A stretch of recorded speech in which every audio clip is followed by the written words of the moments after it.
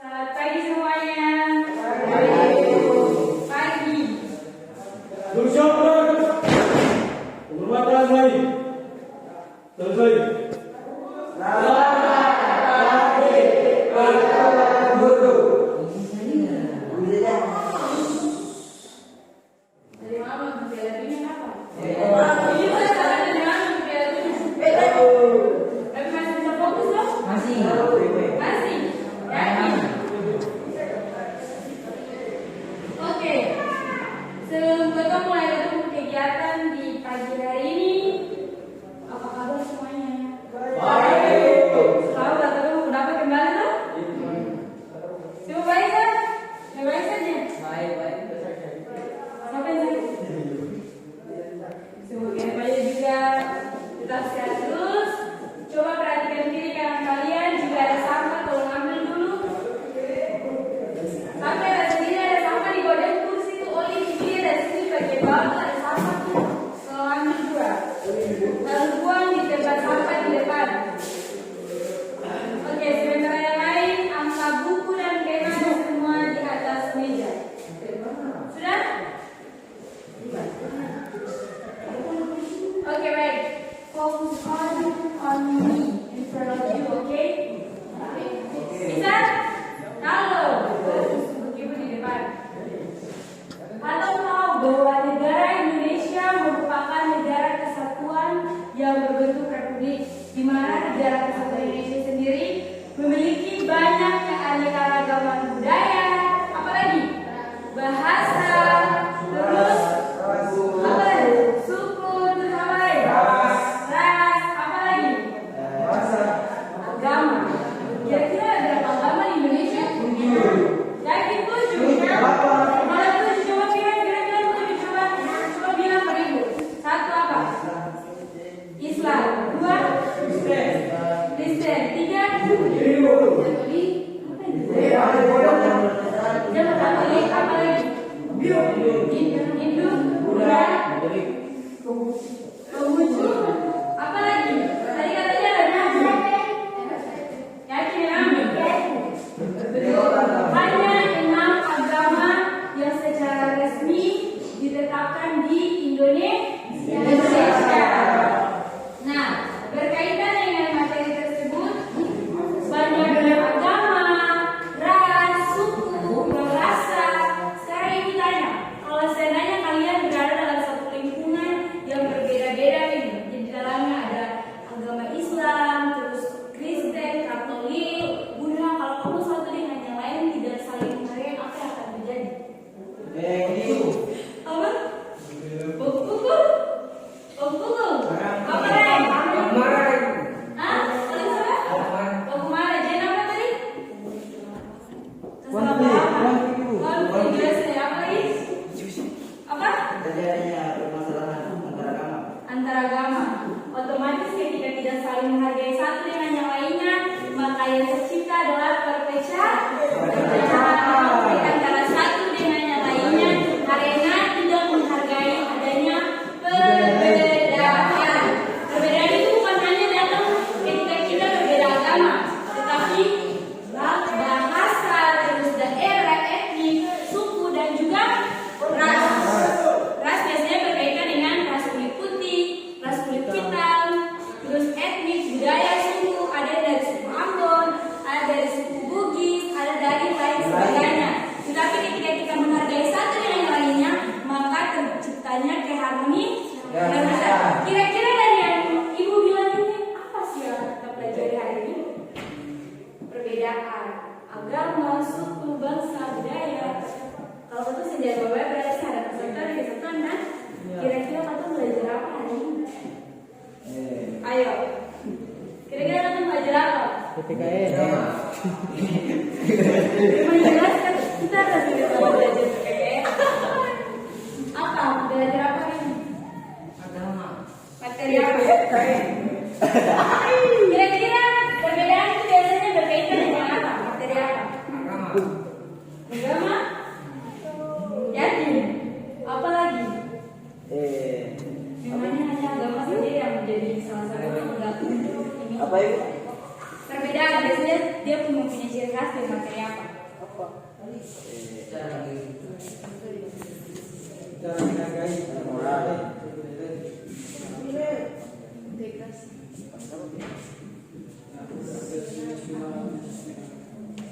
Di sini begini. Bisa baca ibu punya tulisan?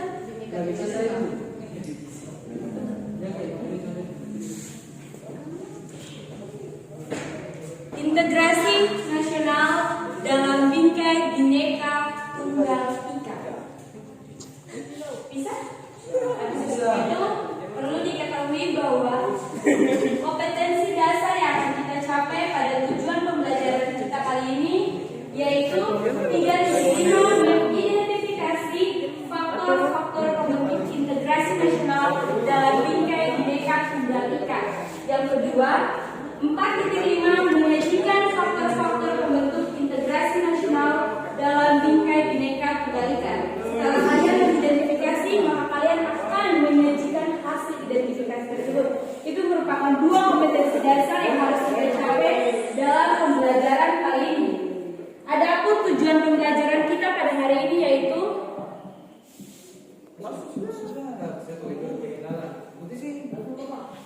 tujuan pembelajaran 1.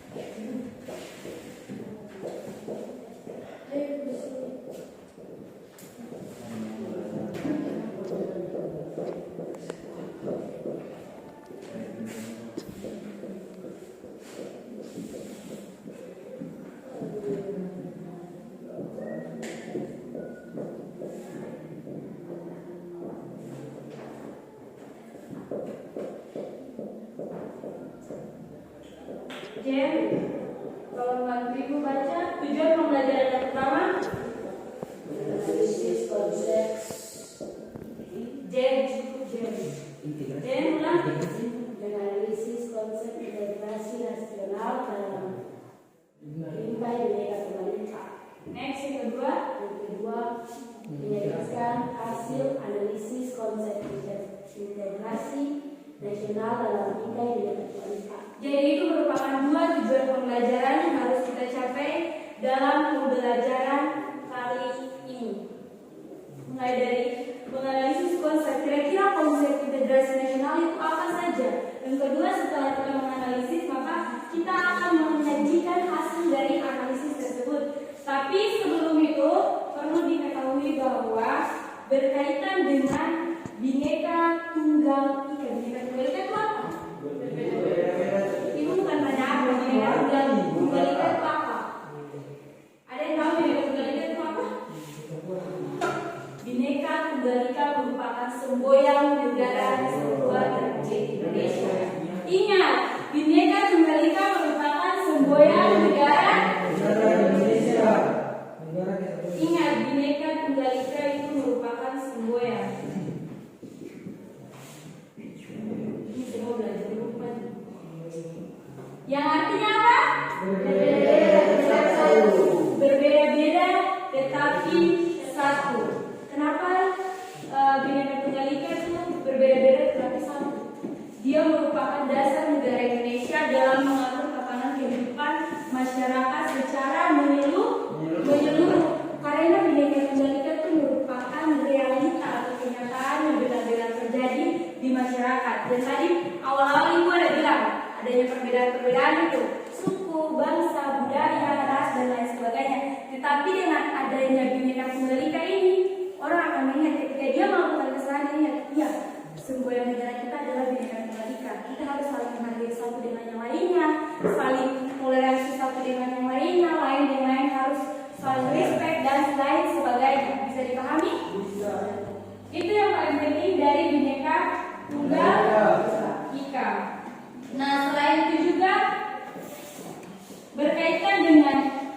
integrasi nasional, yaitu pada poin pentingnya konsep integrasi. Dalam konsep integrasi ini terdapat pengertian. Integrasi berasal dari bahasa Inggris yang integrate, yaitu integrasi yang kalau kita terjemahkan yang artinya menyatu, padukan, menggabungkan. Tetapi kalau kita persingkat kembali, dia seperti arti dari kata persatuan. Jadi integrasi itu adalah persatuan. Integrasi adalah persatuan.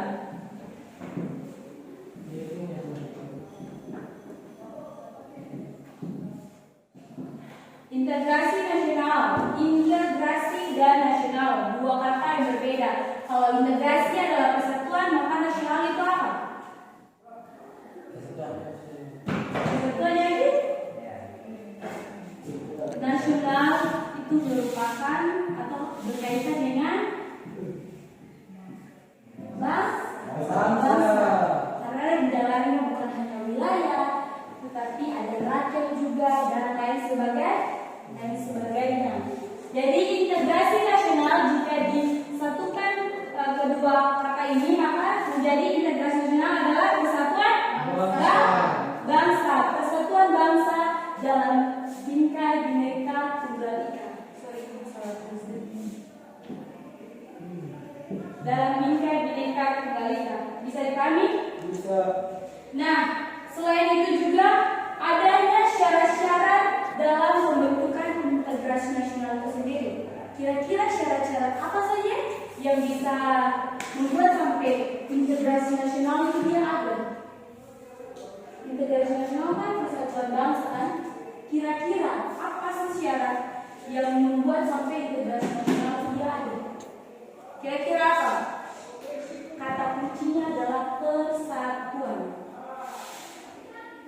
Kira-kira ada yang bisa nanti jawab? Bisa sayang? Jadi integrasi nasional bermuat dua syarat. Syarat yang pertama adalah satu dengan lain dan yang lainnya merasakan bahwa mereka saling mengisi kebutuhan satu dengan lainnya. Dimana ketika contoh, ibu kasih contoh apa ya? Naldo jago di bahasa Inggris, katakanlah. Naldo jago di bahasa Inggris. Terus sampai Olis jago di matematika. Satu hari begini, dan dua sama-sama dalam ujian. Langsung Naldo Olis juga begini. Naldo, kawan nih bersama beta, berapa tolong beta soal bahasa Inggris loh. Terus Naldo bilang, ya kawan saya kita bantu.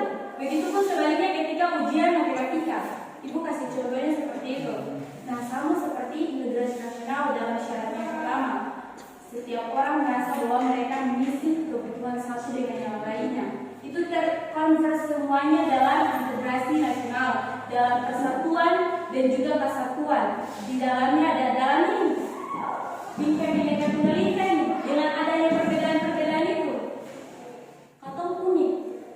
Indonesia itu unik karena berbeda-beda, tetapi sampai sekarang tetap utuh kan? Cerai-berai kayak di negara-negara lainnya.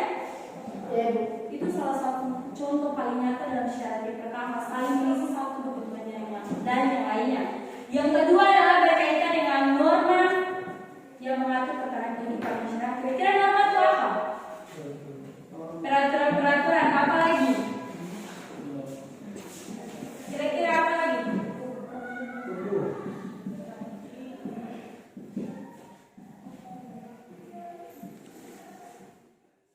Hukum apa lagi? Oke. Apa lagi? Sanksi apa lagi?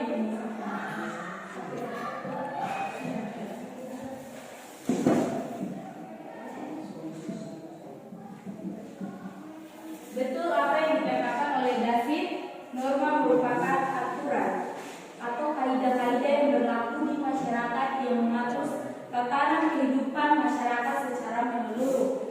Dan kalau kita lihat norma itu ada berapa? Kira-kira ada berapa? Norma apa saya coba bilang? Norma hukum, norma agama, ya. Terus norma apa lagi? Kesopanan. Apa lagi? Apa lagi? Norma adat. Walaupun adat itu dia secara hukum dia tidak tertulis, tetapi dalam pelaksanaan dan kehidupan masyarakat itu pasti ada. Semua anak-anak negeri adat kan? Adat itu dia mengatur walaupun dia tidak secara tertulis, tetapi dia itu secara dari kecil kalian sudah tumbuh dan berkembang dengan adat itu sendiri. Itu sudah termasuk dalam ini. Bisa dari kami? Bisa nggak ini? Oke. Selanjutnya, kira-kira jika tadi kita sudah belajar tentang konsep dari integrasi mulai dari pengertian, integrasi nasional, dan juga syarat-syarat dari integrasi itu sendiri. Sekarang adalah faktor-faktor pendukung integrasi nasional. Kira-kira faktor apa saja? Kira-kira ada berapa nih?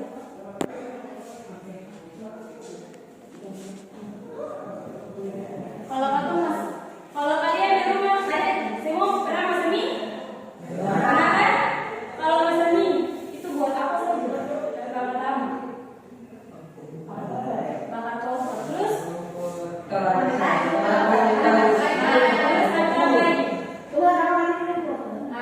mie, habis taruh mie Angkat.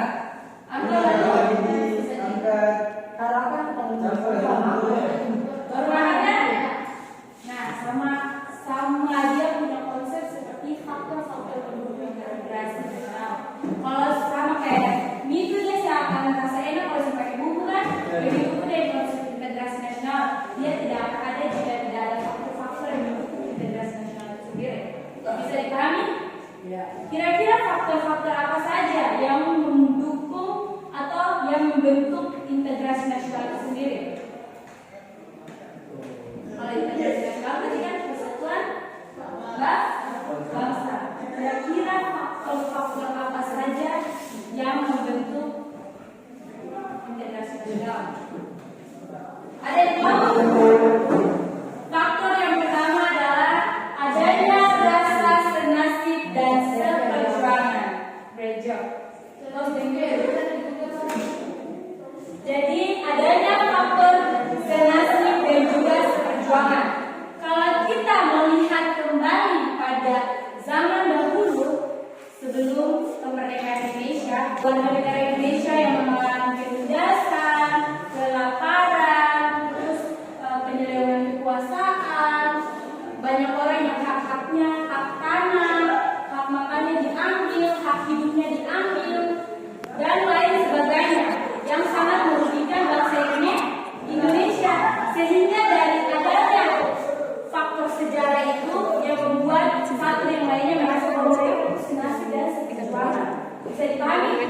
Sehingga ketika kemerdekaan itu dikumandangkan pada tanggal 17 Agustus 1945, maka mereka menjaga keutuhan, kesatuan dan kesatuan negara itu hingga pada saat ini. Itu ingat, integrasi nasional yang pertama, faktor integrasi nasional pertama adalah adanya senasib dan seperjuangan. Yang kedua adalah ideologi nasional yang tercermin dalam lambang negara Indonesia dan semboyan negara Indonesia. Kira-kira lambang negara Indonesia itu apa? Siapa yang tadi bilang? Ya, betul sekali. Pertama dulu, dia tahu. Yang kedua adalah semboyan Bhinneka Tunggal Ika. Keduanya memiliki peran penting dalam integrasi nasional. Selanjutnya, faktor yang ketiga adalah keinginan untuk bersatu yang diikrarkan dalam Sumpah Pemuda yang jatuh pada tanggal 9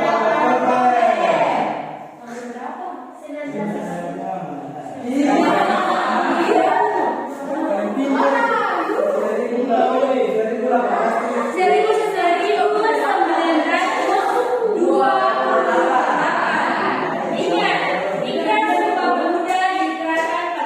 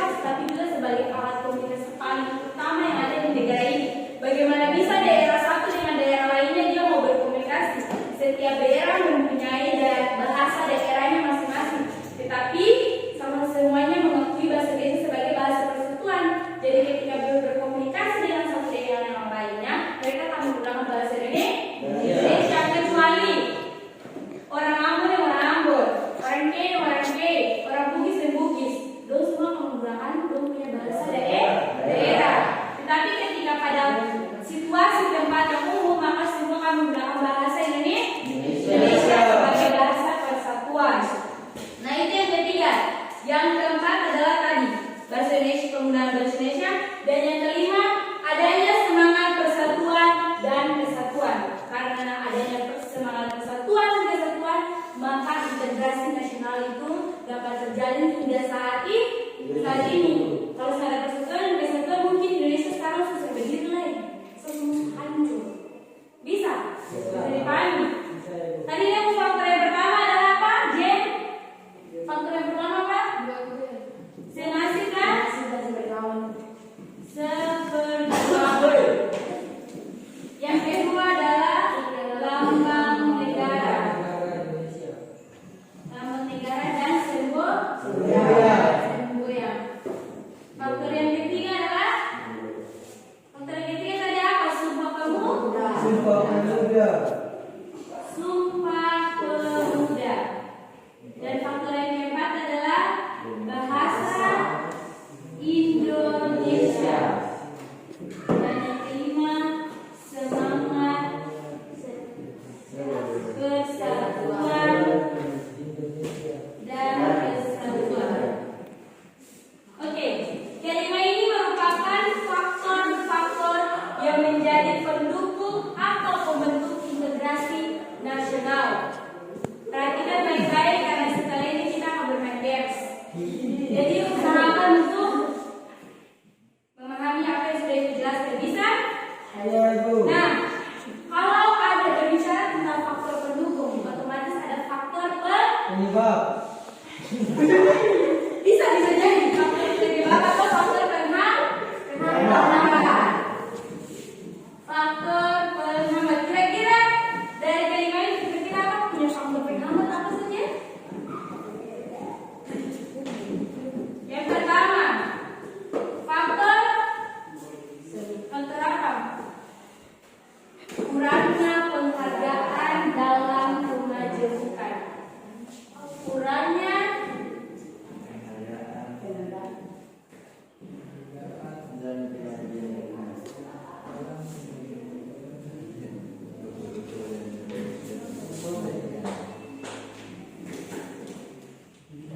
dalam kemajemukan. Karena kurangnya penghargaan dalam kemajemukan dalam artian ini kita berbeda-beda kan? Berbeda suku, bangsa dan budaya. Kalau satu dan yang lainnya saling menghargai, maka terjadi perpecahan dan konflik. Salah satu contoh yang terjadi pada bangsa Indonesia pada integrasi nasional itu sendiri adalah keluarnya Timor. Pernah dengar negara Timor? Pernah? Pernah dengar Timor Leste? Nah, kalau kita tidak menjaga persatuan dan kesatuan, akan terjadi hal yang sama terulang kembali untuk kedua kalinya di negara Indonesia. Karena keluarnya Timor dari Indonesia dan juga Timor Leste pada tahun 18 itu mengakibatkan kepercayaan bangsa Indonesia, warga negara Indonesia terhadap negara Indonesia pada saat itu sangat minim. Sehingga dengan adanya menyadari bahwa integrasi nasional itu sangat penting dengan menjaga ini Bhinneka Tunggal Ika dalam kehidupan yang keberagaman ini, maka persatuan dan kesatuan itu dapat terjaga. Sehingga ini hal-hal seperti ini tidak boleh sampai ada dalam kehidupan masyarakat. Kurangnya penghargaan dalam kemajemukan. Yang kedua, kira-kira faktor apa? Yang kedua adalah kurangnya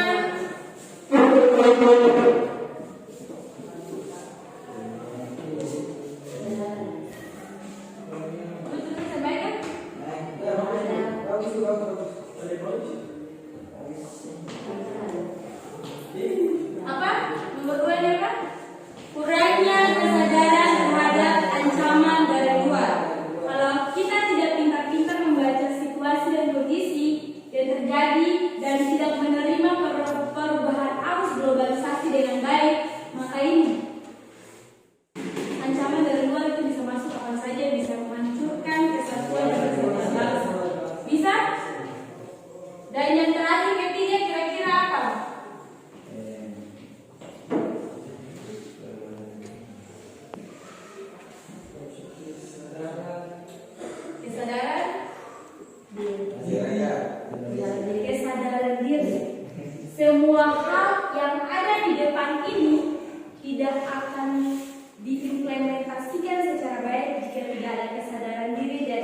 setiap orang. Tidak ada, mulai dari kecintaannya terhadap negara ini, menghargai satu dengan yang lainnya, dan lain sebagainya. Semuanya itu dimulai dari diri sendiri. Kalau kita tidak menghargai hal-hal yang kecil, maka hal-hal yang besar pun kita tidak akan bisa. Sehingga hal yang kecil saja bisa menghancurkan dan mendatangkan perpecahan yang sangat besar. Itu merupakan faktor-faktor penghambat. Masih banyak juga, bukan hanya 3 ini, tetapi masih banyak faktor-faktor penghambat lainnya yang sangat berpengaruh dalam negara kesatuan Republik Indonesia. Nah, ketika kita sudah berbicara tentang integrasi nasional dalam Bhinneka Tunggal Ika, jadi mana adanya persatuan bangsa dengan adanya faktor pendukung dan faktor penghambat, sekarang tidak melepas penting atau tidak melepas peran penting warga masyarakat. Sesuai Undang-Undang Dasar 1945 pada pasal 27 ayat 3 menyatakan secara jelas bahwa setiap warga negara berhak dan wajib ikut serta dalam usaha bernegara. Jadi bukan hanya polisi dengan tentara saja yang menjaga keamanan dan pertahanan, tetapi kita sebagai warga Indonesia punya hak secara penuh ketika datang hal-hal yang tidak diinginkan, maka kita berhak untuk membela negara kita sendiri. Semua itu sudah tercermin jelas pada pasal 27 ayat 3 Undang-Undang Dasar 1945. Bisa? Bisa dipahami? Oke, kalau gitu sekarang atau masuk dalam games. Games ini namanya talking stick, jadi perputaran tongkat. Tapi ibu akan kreasikan dengan potong bermain kursi dulu. Bisa? Kasih kursinya sekitar berapa? 1, 2, 3, 4, 5, 6, 7, 8, 11 orang. Berarti kasih kursi 10. Kasih kursi 10. Ayo sekarang. Siapapun yang tidak masuk ke kursi ini akan dapat pertanyaan dari ibu berkaitan dengan materi ini. Dan hukumannya adalah yang pertama, hafal Undang-Undang Dasar 1945. Yang kedua hukumannya dari teman. Dari teman. Yang ketiga, hafal Pancasila. Dan yang keempat, ikrar Sumpah Pemuda. Bisa? Oke. Satu, dua, tiga. Garuda.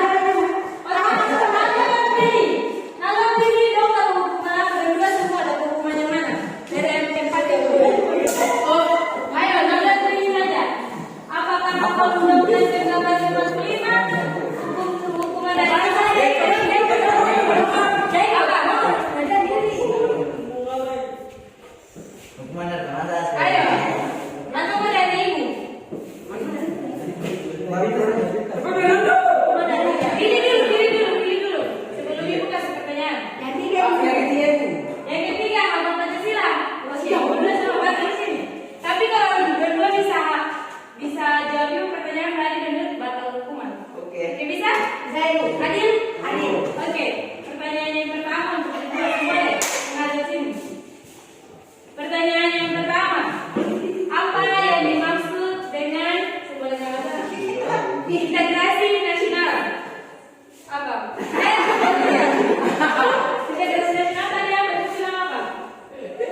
Mainnya sih. Ayo, ini belajar apa ini?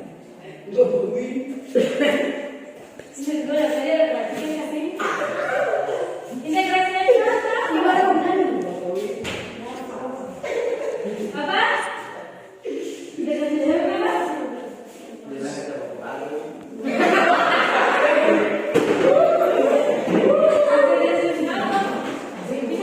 nih. Bisa nih.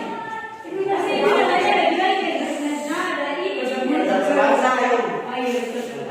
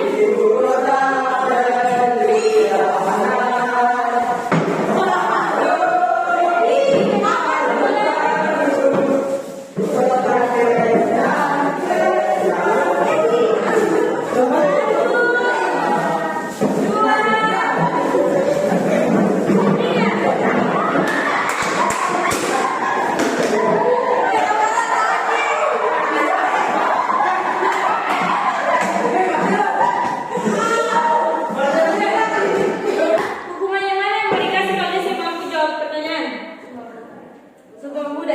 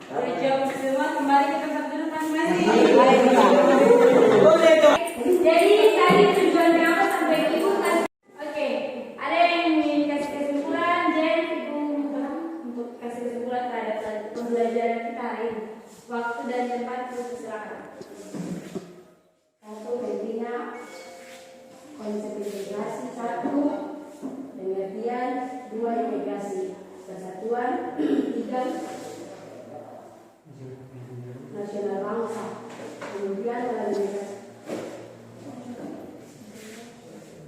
faktor pendukung integrasi nasional dalam senasi seperjuangan, yang kedua lambang negara dan semboyan, 3 Sumpah Pemuda, 4 bahasa Indonesia, 5 semangat persatuan dan kesatuan. Faktor penghambat adalah 1 kurangnya penghargaan dalam kebajikan, 2 kurangnya kesadaran terhadap ancaman dari luar, 3 kesadaran diri. Oke, terima kasih. Bertahun dong, Mbak Jen. Sudah jelaskan terkait dengan satu yang materi hari ini, yaitu integrasi nasional merupakan persatuan bangsa yang didalami terdapat 2 syarat. Yang pertama adalah saling mengisi kebutuhan satu dengan yang lainnya. Yang kedua norma, dan begitu pun ada faktor-faktor penghambat dan juga